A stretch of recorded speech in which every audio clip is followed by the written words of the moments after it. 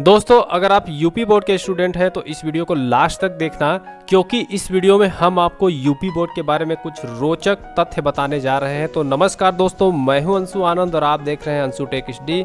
तो चलिए स्टार्ट करते हैं इस वीडियो को बिना किसी देर के। तो यहाँ पे यूपी बोर्ड जो है अपने 100 वर्ष पूरे होने के उपलक्ष्य में ये मिशन गौरव नाम से एक समारोह आयोजित कर रहा है, जिसका आयोजन यहाँ पे सितंबर 2021 से जनवरी 2022 के बीच में किया जाएगा। तो दोस्तों, आज की इस स्पेशल वीडियो में आपको यूपी बोर्ड की पूरी हिस्ट्री बताएंगे। यूपी बोर्ड कब शुरू हुआ था और कब कब यूपी बोर्ड में बदलाव हुए थे। तो बने रहे इस वीडियो में लास्ट तक। और अगर आपने अभी तक हमारे YouTube channel Anshu tech HD को सब्सक्राइब नहीं किया है तो प्लीज सब्सक्राइब करके बेल आइकन को भी प्रेस कर दीजिएगा और अपने सारे दोस्तों के साथ भी शेयर कर दीजिएगा। तो चलिए स्टार्ट करते हैं इस वीडियो को बिना किसी देर के। हम आपको यूपी बोर्ड की पूरी हिस्ट्री बताने वाले हैं। तो यूपी बोर्ड जो है यहाँ पे कब शुरू हुआ था, कब से यहाँ पे क्या क्या हुआ था यूपी बोर्ड में, तो ये सारी चीज़ें आपको हम बताने वाले हैं। तो यहाँ देख सकते हैं आप जो है यूपी बोर्ड का जो स्थापना हुई थी 1921 में हुई थी। ठीक है, 1921 आज़ादी से पहले जब भारत स्वतंत्र नहीं हुआ था तब जो है 1921 में यूपी बोर्ड की नींव रखी गई थी माध्यमिक शिक्षा परिषद नाम से। ठीक है, उस समय जो उत्तर प्रदेश राज्य नहीं था बना। ठीक है, उत्तर प्रदेश जो है उस समय संयुक्त प्रांत नाम से जाना जाता था। यहाँ पे हाई स्कूल यानी 10वीं और 12वीं की जो शिक्षा पद्धति है यानी एजुकेशन पैटर्न है, उस पद्धति का विनिमय और पर्यवेक्षण करने के संबंध में जो है इलाहाबाद विश्वविद्यालय का स्थान लेने के लिए तथा उसको अपना पाठ्यक्रम विकसित करने के लिए यहाँ पे माध्यमिक शिक्षा परिषद यूपी बोर्ड की स्थापना हुई थी 1921 में। ठीक है, तो यहाँ पे जो है 1921 में स्थापना हो गई थी और तभी से जो है यूपी बोर्ड लगातार आपको जो है शिक्षा के क्षेत्र में सेवाएं देते आ रहा है। उसके बाद जब 1923 आता है तो यहाँ पे यूपी बोर्ड जो है 2 वर्ष पूरे कर लिए होते हैं। उस समय जो है पहली बार 10वीं और 12वीं की परीक्षा आयोजित होती है। ठीक है, तो यूपी बोर्ड की पहली बार 10वीं और 12वीं की परीक्षा आयोजित हुई थी 1923 ईस्वी में। के बाद जब 1973 आता है तो 1973 में क्षेत्रीय कार्यालय मेरठ की स्थापना हुई थी। तो मेरठ का जो यूपी बोर्ड का कार्यालय है उसकी स्थापना 1973 में हुई थी। उसके बाद 1978 आता है तो यूपी बोर्ड का एक और नया कार्यालय वाराणसी में स्थापित कर दिया जाता है।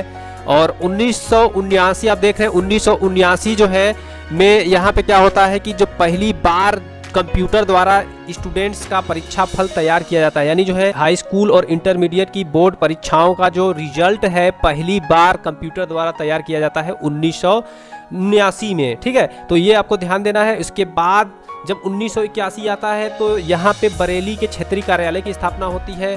उसके बाद 1986 में यहाँ पे पहली बार प्राइवेट कॉलेजों को मान्यता देने का यहाँ पे सिलसिला शुरू हो जाता है। तो यानी 1986 में यूपी बोर्ड जो है यहाँ पे प्राइवेट कॉलेजों यानी वित्त विहीन स्ववित्त पोषित कॉलेजों को मान्यता देने का यहाँ पे स्टार्टिंग शुरू कर देता है। ठीक है, तो 1986 से ही यहाँ पे प्राइवेट कॉलेजेस खुलने लगते हैं यूपी में। उसके बाद 1987 आता है तो 1987 में प्रयागराज में बोर्ड के क्षेत्रीय कार्यालय की स्थापना होती है, यानी जो है प्रयागराज यानी इलाहाबाद में यहाँ पे क्षेत्रीय कार्यालय यूपी बोर्ड का जो क्षेत्रीय कार्यालय है उसकी स्थापना होती है 1987 में। उसके बाद 2001 जब आता है तो यहाँ पे अग्रिम पंजीकरण कराने की व्यवस्था लागू होती है। जैसे कि 9 और 11 के स्टूडेंट होते हैं वो हाई स्कूल और इंटरमीडिएट में प्रवेश करते हैं। ठीक है, तो 9 वाले हाई स्कूल में प्रवेश करते हैं और 11th वाले जो है इंटरमीडिएट में प्रवेश करते हैं। तो उनको 9 और 11 में पहले ही अग्रिम पंजीकरण करवाना होता है। ठीक है, तो उसकी जो प्रक्रिया शुरू हुई थी 2001 से। ठीक है, 2001 से ही यहाँ पे अग्रिम पंजीकरण कराने की प्रक्रिया यूपी बोर्ड में शुरू हुई थी। जब 2002 आता है तो यहाँ पे जो उत्तराखंड राज्य है वो उत्तर प्रदेश से अलग हो जाता है। तो वहाँ पे जो पहले से संचालित विद्यालय होते हैं उनको कंट्रोल करने का एक नया बोर्ड बनाना पड़ता है। तो यहाँ पे उत्तराखंड यहाँ पे माध्यमिक शिक्षा बोर्ड की स्थापना होती है 2002 में और उत्तर प्रदेश जो माध्यमिक शिक्षा बोर्ड है वो उससे अलग हो जाता है। ठीक है, तो यहाँ पे उत्तर प्रदेश माध्यमिक शिक्षा बोर्ड जो है उत्तराखंड के जिलों के स्कूलों को यहाँ पे फिर कंट्रोल नहीं करता है। 2002 से उसका उत्तरांचल का यानी उत्तराखंड का अपना बोर्ड बन जाता है। ठीक है, उत्तराखंड बोर्ड। उसके बाद जब 2003 आता है तो 2003 में पहली बार यूपी बोर्ड का जो एग्ज़ाम रिजल्ट था पहली बार इंटरनेट पर दिखाया गया था। ये भी आपको ध्यान देना है, क्योंकि जो है आप जब भी रिजल्ट आता है तो आप जो है बड़े ही एक्साइटेड हो जाते हैं और इंटरनेट पर बैठ जाते हैं आजकल कि जो है मेरा कितना नंबर आया है, रिजल्ट देखने के लिए एकदम तत्पर हो जाते हैं। तो यहाँ पे आपको जानना जरूरी है कि 2003 में पहली बार यूपी बोर्ड द्वारा इंटरनेट पर एग्जाम रिजल्ट घोषित किया गया था। ठीक है, तभी से यहाँ पे लगातार हर वर्ष ऑनलाइन ही एग्जाम रिजल्ट घोषित किए जा रहे हैं। ठीक है, इसके बाद जब 2005 आता है तो उसमें जो है पहले जो है इंग्लिश में ही परीक्षा, इसके बाद जब 2005 आता है तो हिंदी के साथ अंग्रेजी में भी प्रमाण पत्रों को मुद्रित किया जाता है। जो भी यूपी बोर्ड के सर्टिफिकेट होते हैं और रिजल्ट होते हैं वे सभी जो है हिंदी के साथ इंग्लिश में भी प्रिंट किए जाते हैं। ठीक है, तो शुरुआत हो जाती है इंग्लिश के साथ हिंदी में प्रिंट करने की, जो शुरुआत होती है प्रमाण पत्रों में, वो शुरुआत होती है 2005 से। उसके बाद जब 2007 आता है तो यहाँ पे अंक पत्र और प्रमाण पत्र का एकीकरण कर दिया जाता है। ठीक है, एकीकरण करने का यहाँ पे शुरुआत हो जाती है। तो अब जो है आपका जो ओरिजिनल मार्कशीट आती है यूपी बोर्ड की 10वीं और 12वीं की, उसमें आप देखेंगे ऊपर आपका रिजल्ट दिया गया होता है, उसमें उसका सर्टिफिकेट भी उसी में होता है। ठीक है, तो रिजल्ट कम सर्टिफिकेट आपको मिलता है अब, लेकिन जो है पहले रिजल्ट अलग मिलता था और जो है यहाँ पे रिजल्ट आपका अलग मिलता था और आपका जो सनद होता था यानी सर्टिफिकेट होता था वो अलग से मिलता था, यानी दो सेपरेट डॉक्यूमेंट आपको मिलते थे 10वीं और 12वीं में। लेकिन जो है उसका जो एकीकरण किया गया 2007 से, तब उसके बाद से आपको जो है यहाँ पे संयुक्त रूप से रिजल्ट और प्रमाण पत्र एक ही पत्र पर दिया जाने लगा। ठीक है, तो उसके बाद जब 2013 आता है तो यहाँ पे यूपी बोर्ड का ऑनलाइन पोर्टल की शुरुआत होती है upmsp.edu.in। उसके बाद से यहाँ पे 2013 से जितने भी यहाँ पे यूपी में स्कूल होते हैं उनका जो है ऑनलाइन रजिस्ट्रेशन नंबर और जो है यहाँ पे पासवर्ड आवंटित कर दिया जाता है। उसके बाद जो है यहाँ पे यूपी बोर्ड के जितने भी स्कूल हैं उनमें जो है 9, 10, 11वीं और 12वीं के छात्रों की जितनी भी शैक्षणिक विवरण है, सूचनाएं हैं, उनको अब ऑनलाइन अपलोड करने की शुरुआत की जाती है 2013 से। ठीक है, और उसके बाद जब यहाँ पे 2013 आता है तो यूपी बोर्ड ने क्या कहता है कि जब यहाँ पे 2013 आता है तो यूपी बोर्ड ने अपना सारा जो सर्विस है उसको ऑनलाइन कर देता है। यूपी बोर्ड ने यहाँ पे 2013 से ऑनलाइन पोर्टल शुरू किया था upmsp.edu.in को, जिस पर जो है यहाँ पे सभी स्कूलों द्वारा ऑनलाइन छात्रों का विवरण अपलोड किया जाने लगा। जो भी रजिस्ट्रेशन होता था पहले ऑफलाइन तरीके से होता था, 2013 से ऑनलाइन होने लगा। तो ये आपको ध्यान देना है, 2013 से ही आपका जो भी यूपी बोर्ड का रजिस्ट्रेशन है ऑनलाइन हो रहा है। उसके बाद जब 2015 आता है तो इंटरमीडिएट और हाई स्कूल का परीक्षा फल यानी एग्जाम रिजल्ट जो है एक ही दिन घोषित किया जाने लगा। उससे पहले जो है हाई स्कूल का रिजल्ट किसी और दिन आता था और इंटरमीडिएट का रिजल्ट किसी और दिन आता था। लेकिन जो है 2015 से ये ऐसा कर दिया गया कि हाई स्कूल और इंटरमीडिएट का जो एग्ज़ाम रिजल्ट है एक ही दिन एक साथ घोषित किया जाने लगा। जब यहाँ पे 2016 आया तो 2016 में यूपी बोर्ड ने एक प्रक्रिया शुरू की जिसमें जो एग्ज़ाम दे रहे होते हैं, बोर्ड परीक्षा दे रहे होते हैं 10वीं और 12वीं के स्टूडेंट, उनकी जो ऑनलाइन अटेंडेंस की जाने लगी। ठीक है, तो जिस दिन वे आ रहे हैं उनकी जो है अटेंडेंस को ऑनलाइन ही अपलोड किया जाने लगा 2016 से। उसके बाद जब 2017 आया तो 2017 में ऑनलाइन उपस्थिति का दायरा बढ़ाया गया। ठीक है, और जो है यहाँ पे विद्यालयों की मान्यता भी ऑनलाइन दी जाने लगी। उसके बाद जनहित गारंटी सेवा यानी यूपी बोर्ड की बहुत सारी सेवाएं हैं, जैसे मार्कशीट को करेक्शन करना, बहुत सारी सेवाएं जो है अब ऑनलाइन उपलब्ध कराई जाने लगी थी 2017 से। उसी साल जो है 2017 में क्षेत्रीय कार्यालय गोरखपुर की भी स्थापना हुई थी। 2018 आता है तो परीक्षा केंद्रों का निर्धारण जो है प्रथम बार सॉफ्टवेयर के माध्यम से कराया जाता है। तो यानी जो है 2018 में क्या किया जाता है कि जितने भी स्कूल होते हैं उनमें एग्जाम सेंटर्स को बनाने का जो भी प्रक्रिया है वो सॉफ्टवेयर द्वारा स्टार्ट की जाती है। ठीक है, तो यहाँ पे सॉफ्टवेयर द्वारा ही यूपी बोर्ड के जो है ऑनलाइन परीक्षा केंद्र बनाए जाते हैं। अब 2020 जब आता है, यहाँ पे इस साल 2020 की जो परीक्षा हुई थी, परीक्षा केंद्रों का निरीक्षण और पर्यवेक्षण में राज्य स्तरीय कंट्रोल बनाया गया था कि जितने भी स्कूल हैं उनमें जो है सीसीटीवी कैमरे को अनिवार्य कर दिया गया था। तो जितने भी स्टूडेंट्स यहाँ पे बोर्ड परीक्षा दे रहे होते हैं 10वीं और 12वीं के, उन सभी का जो ऑनलाइन वीडियो स्ट्रीमिंग है यानी वीडियो की रिकॉर्डिंग है उसको लाइव किया जाने लगा।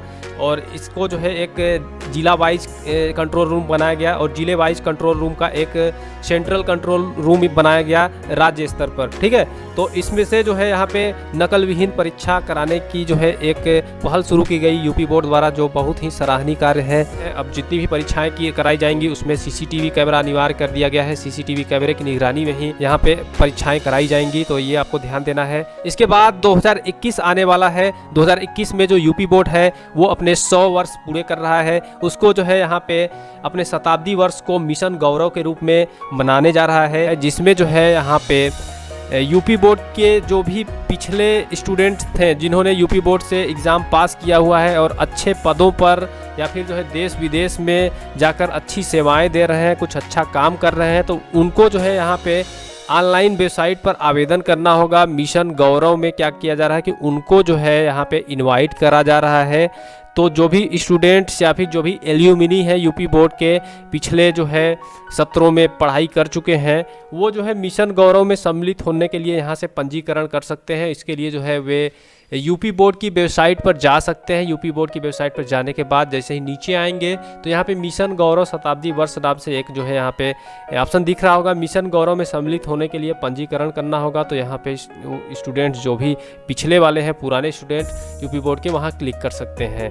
ठीक है, आप जो है जिस भी सेवा क्षेत्र में कार्य कर रहे हैं तो उसका जो है यहाँ से विवरण दे सकते हैं कि आप जो है किस डिपार्टमेंट या किस क्षेत्र में कार्य कर रहे हैं। तो वो अपनी डिटेल यहाँ पे भर कर शताब्दी वर्ष के लिए रजिस्टर कर सकते हैं, मिशन गौरव में सम्मिलित हो सकते हैं। तो यहाँ पे 2021 में यूपी बोर्ड जो है 100 वर्ष पूरे कर लेगा। तो सितंबर 2021 से जनवरी 2022 तक के बीच में यहाँ पे शताब्दी वर्ष मनाया जाएगा। समारोह टाइप का होगा यहाँ पे, जिसमें सभी एल्यूमिनी जुटेंगे और जो भी इस समय के छात्र हैं वो भी जुटेंगे वहाँ पे, और उनका इंटरेक्शन होगा यहाँ पे छात्रों के साथ, और अपने एक्सपीरियंस को भी शेयर करेंगे, कैसे जो है आगे हम बढ़े हैं, अपनी सक्सेस स्टोरी को वहाँ पे बताएंगे।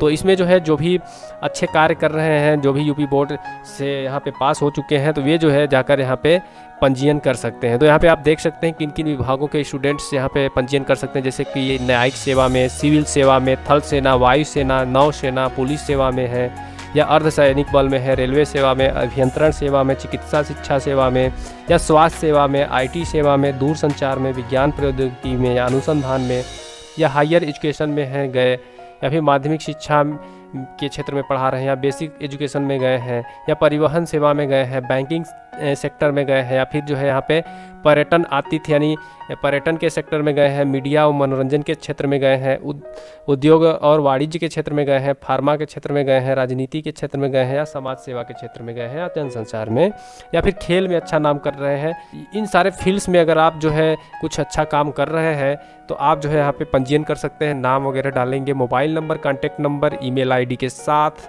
अपने हाई स्कूल का वर्ष, जिला और विद्यालय का नाम यहाँ पे सिलेक्ट करेंगे। उसी के साथ जो है इंटरमीडिएट में जो है कौन से वर्ष में पास हुए हैं उसका जिला और विद्यालय का नाम सेलेक्ट करने के बाद जनपद आप अपना लिखेंगे जहाँ पे आप जो है कार्यरत हैं, और प्रदेश का नाम लिखेंगे, और अपने पद का नाम लिखेंगे जिस पद पर आप जो है कार्यरत हैं, और कोई उच्च सम्मान या फिर उच्च पुरस्कार से आपको नवाजा गया है उसको भी यहाँ पे दर्शाएंगे, और आप किस देश में इस समय हैं उसको भी यहाँ पे आपको दर्शाना है।